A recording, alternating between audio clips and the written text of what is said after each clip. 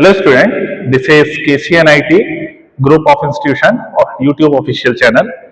आज हम एक नए टॉपिक जो कि नेटवर्क एनालिसिस एंड सिंथेसिस के अंदर ग्राफ थ्योरी है, इसके बारे में पढ़ेंगे। लास्ट टाइम हम लोगों ने इसमें डिस्कस किया था कि ग्राफ थ्योरी बेसिकली हम लोग यूज क्यों करते हैं। जब हम लोग इलेक्ट्रिकल सर्किट को सॉल्व करते हैं तो हमारे पास कई मेथड्स हैं, जैसे कि हमने पहले पढ़ा है Kirchhoff method, nodal analysis, mesh analysis. इसके थ्रू हम किसी भी इलेक्ट्रिकल सर्किट को बहुत आसानी से सॉल्व कर सकते हैं। ग्राफ थ्योरी इसी में एक न्यू मेथड है जिसमें हम किसी भी इलेक्ट्रिकल नेटवर्क को बिना किसी नोडल एनालिसिस और किरचॉफ के ट्रेडिशनल मेथड्स को यूज किए बिना उसको सॉल्व करके उसको आसानी से उसकी मेमोरी को और लेंथी प्रोसेस को रिड्यूस कर सकते हैं। इस टॉपिक में हमने लास्ट टाइम में देखा था कि जब हम लोग किसी सर्किट को सॉल्व करने जाते हैं तो सबसे पहले हम लोग इलेक्ट्रिकल सर्किट से एक ग्राफ क्रिएट करते हैं। ये ग्राफ जो बनाया गया है आपके इलेक्ट्रॉनिक कंपोनेंट से, इसमें एक्टिव कंपोनेंट और पैसिव कंपोनेंट्स होते हैं। दूसरा वोल्टेज सोर्स और करंट सोर्स होते हैं। जब हम लोग किसी ग्राफ को कंस्ट्रक्ट करते हैं, ये लास्ट टाइम पे हमने डिस्कस किया था, उस समय अगर वोल्टेज सोर्स होता है तो उसको हम लोग शॉर्ट सर्किट के थ्रू शो करते हैं। करंट सोर्स होता है तो उसे हम ओपन सर्किट के थ्रू सॉल्व करते हैं। फिर उसके में हम लोग पैसिव कंपोनेंट जो कि RLC कंपोनेंट होते हैं, इन कंपोनेंट को हम लोग शॉर्ट सर्किट से शो करके एक ग्राफ क्रिएट करते हैं।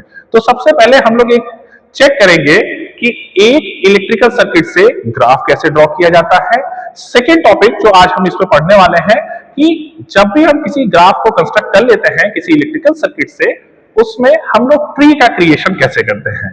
तो हम लोग ट्री के बारे में, कोट्री और उसके बाद इंसिडेंस मैट्रिक्स को कवर करेंगे। आज का टॉपिक हम लोग स्टार्ट करते हैं अपने एक इलेक्ट्रिकल सर्किट से। ये इलेक्ट्रिकल सर्किट कन्वर्ट होके पहले हमको ग्राफ देगा। तो जैसा कि हम एक एग्जांपल लेते हैं छोटा सा, एक हमारे पास इलेक्ट्रिकल सर्किट है जो एक्टिव और पैसिव एलिमेंट से मिलाकर बना गया है।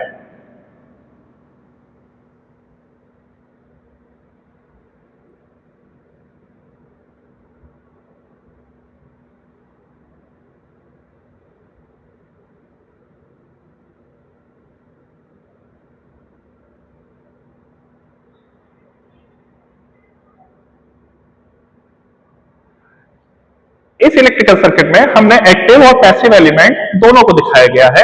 इसमें एक वोल्टेज सोर्स है जो कि एक्टिव एलिमेंट की तरह काम कर रहा है और बाकी जितने भी रेजिस्टेंस हैं वो पैसिव एलिमेंट की तरह है, वर्क कर रहे हैं। तो जब भी हम किसी इलेक्ट्रिकल नेटवर्क से कोई भी ग्राफ क्रिएट करते हैं तो जो भी हमारे जंक्शन और पॉइंट्स होते हैं जहां पर दो या दो से ज्यादा ब्रांचेस मीट कर रही हैं, उसको हम लोग नोड या पॉइंट्स की तरह ट्रीट करते हैं।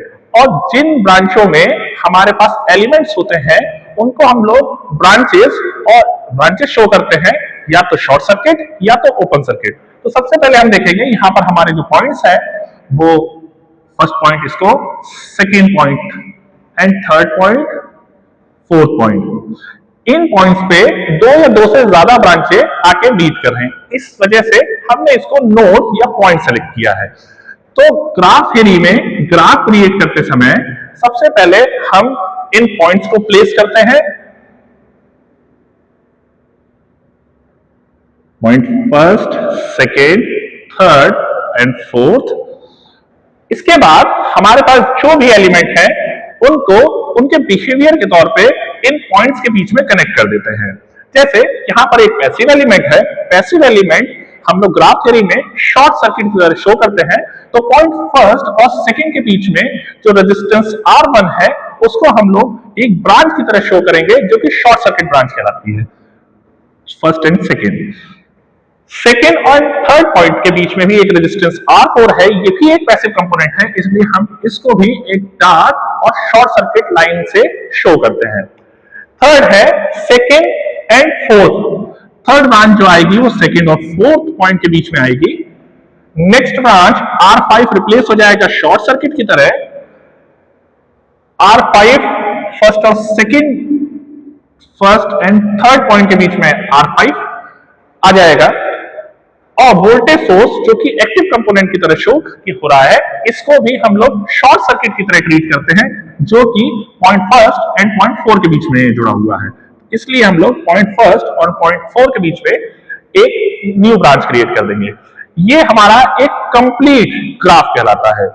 क्योंकि इसमें हमने किसी तरह की करंट की डायरेक्शन को शो नहीं किया है, तो इस ग्राफ को हम लोग अनडायरेक्टेड ग्राफ की कैटेगरी में कवर करते हैं। एक सेकेंड टाइप है इसी में डायरेक्टेड ग्राफ, एक ऐसा ग्राफ जिसमें हम लोग एक करंट की डायरेक्शन को शो करते हैं।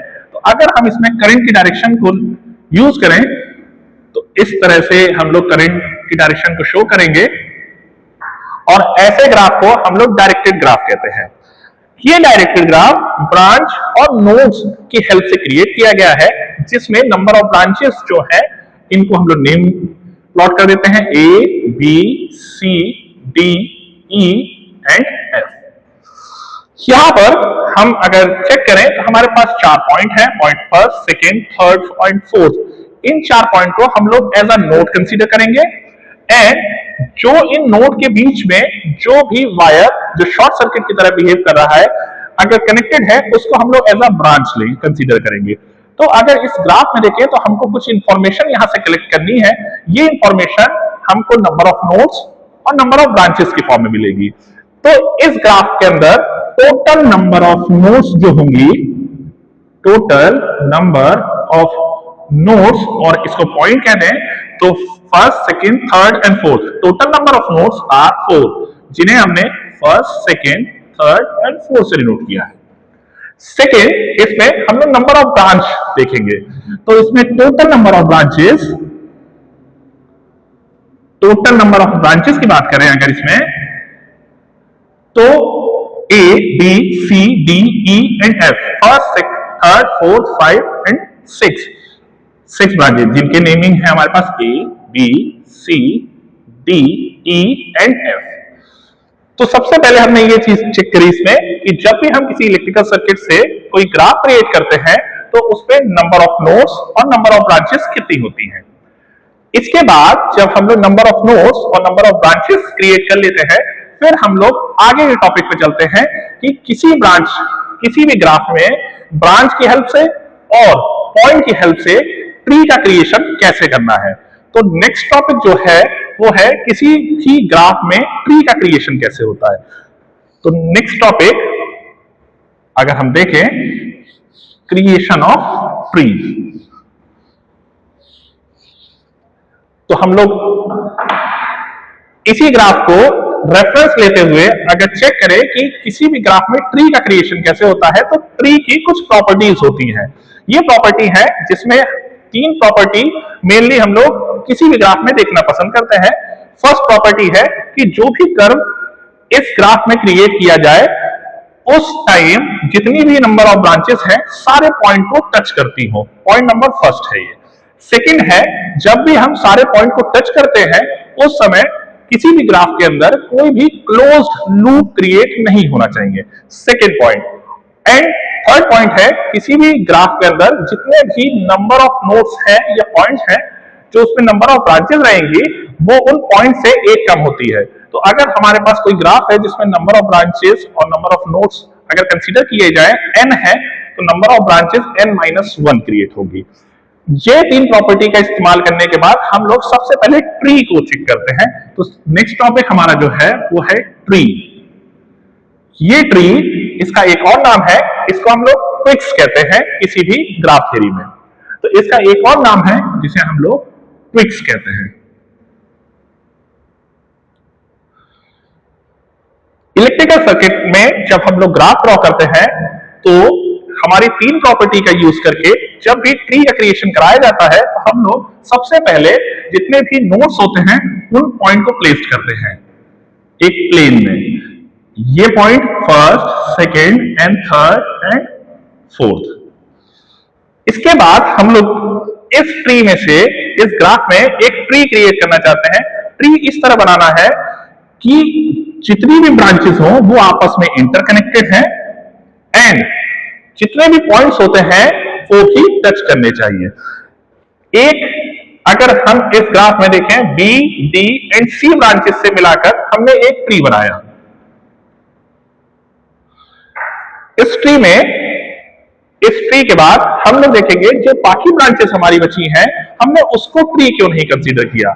अगर आप देखें इसमें अगर हम लोग ई, ए या एफ ब्रांचेस को कंसीडर करें और उनको प्लॉट करें, जिसको मैं अभी यहां डैश लाइन से प्लॉट कर रहा हूं, अगर मैं इस तरह प्लॉट करूं तो इस ब्रांच के आने की वजह से ये ग्राफ क्लोज्ड लूप बन जाएगा, जो कि ट्री के सेकंड पॉइंट को वायलेट करता है।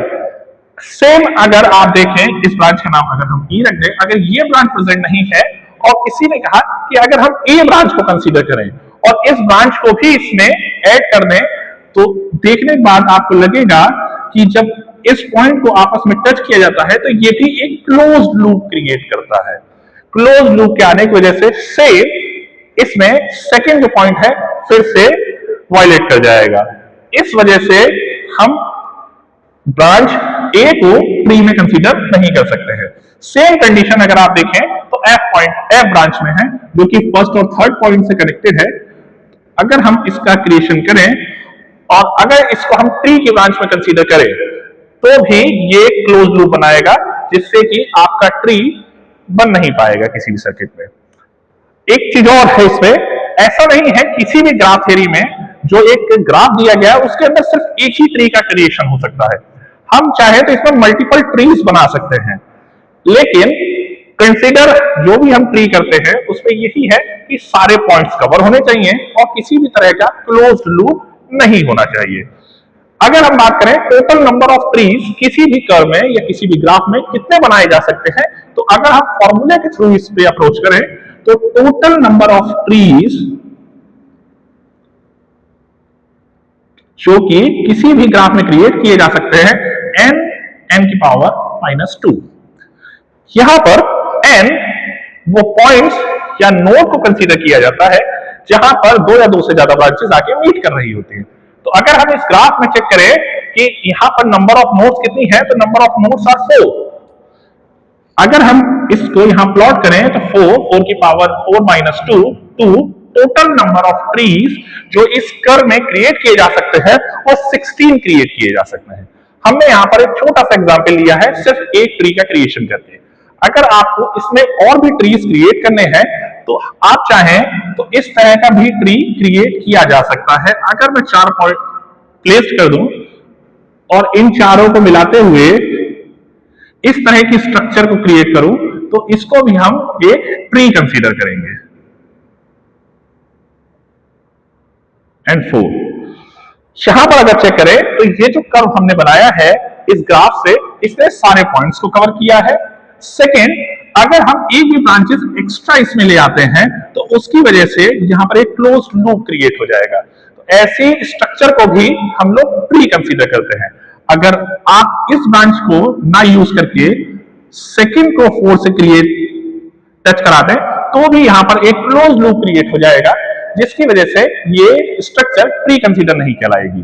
तो हम चाहे तो टोटल 16 नंबर ऑफ ट्रीज इस ग्राफ में क्रिएट कर सकते हैं।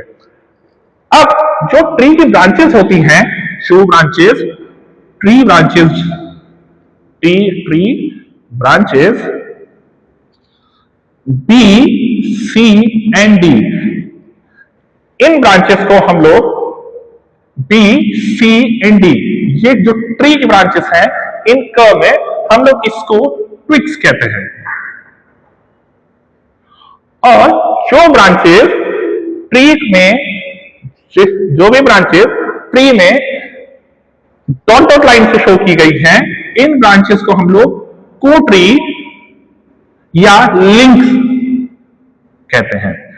अगर हम देखें इसके बाद कि ट्री एंड को ट्री को अगर ऐड कर दिया जाए तो जो कर्व मिलता है वो कंप्लीट ग्राफ मिलता है। तो हम ये भी कह सकते हैं tree plus co tree is equal to complete graph. अगर हमें ग्राफ को पूरा रिकंस्ट्रक्ट करना है तो हम ट्री और को ट्री को अगर ऐड कर दे तो हमारे पास ओरिजिनल ग्राफ क्रिएट हो जाएगा। Thank you.